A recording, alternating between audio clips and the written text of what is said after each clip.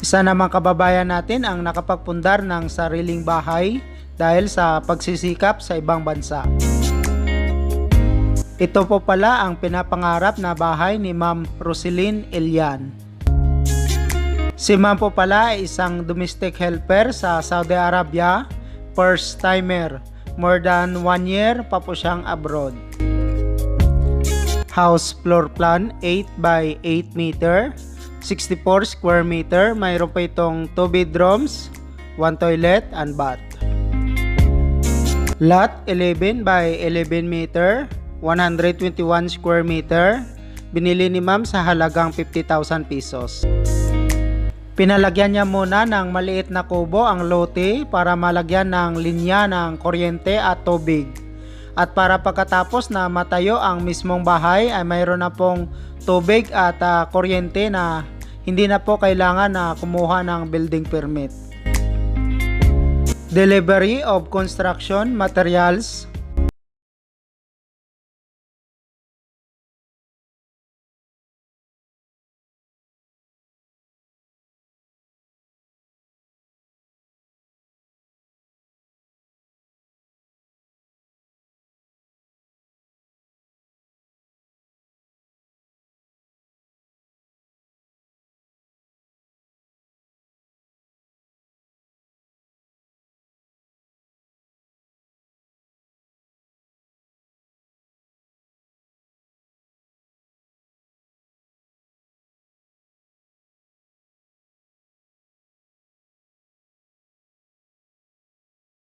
Unang mag-abroad po pala ni Ma'am noong October 6, 2019.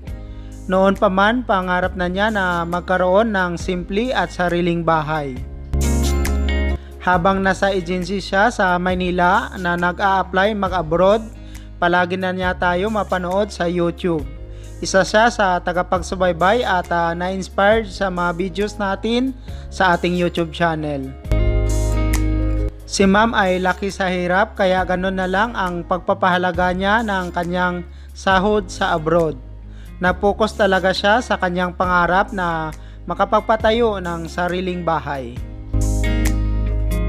Bihira lang ang kagaya ni Ma'am na hindi naman gaano kalakihan ang sahod. Sa isang taon sa abroad ay nakapagpundar ng sariling bahay. Bayaw lang ni Ma'am ang mason, 30% ang labor cost ang hingi niya sa material cost nito.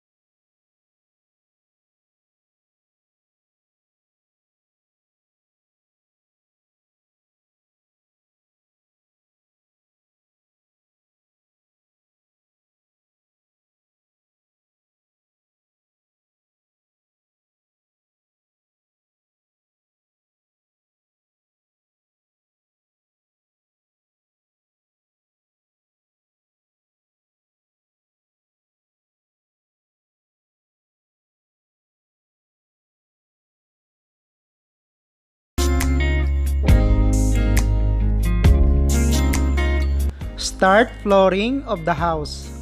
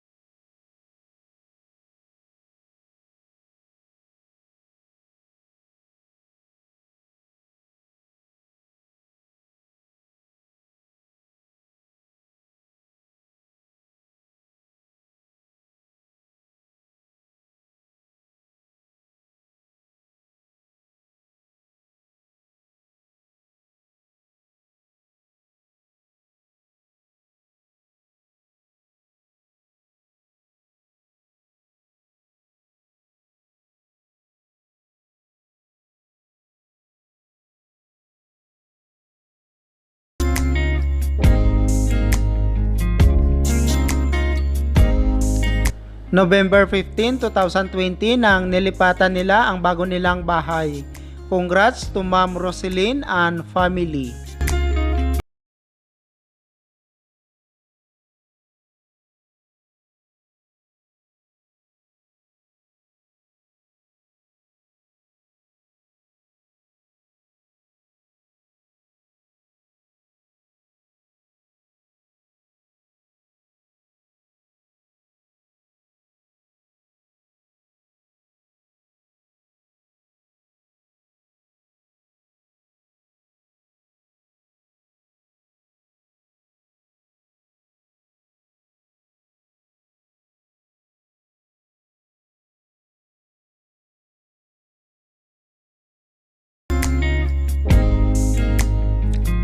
Si Ma'am ay isang domestic helper sa Qatar, 1 year and 2 months pa po siyang abroad.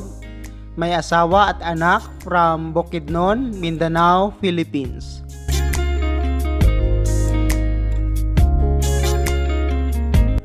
Lubos po pala nagpapasalamat si Ma'am sa kanyang mabait na amo na babae na pinapayagan siya na makapag-advance ng sahod para ipagpatuloy ang pagpapagawa ng kanyang bahay.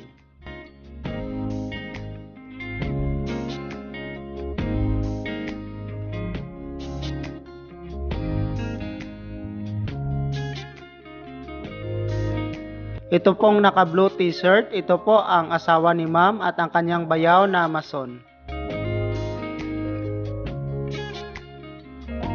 Building the house cost 200,000 pesos, 4,000 US dollar with labor.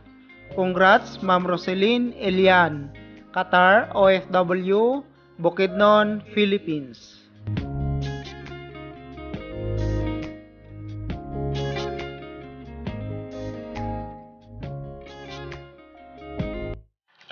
Thank you so much mga ka-OFW.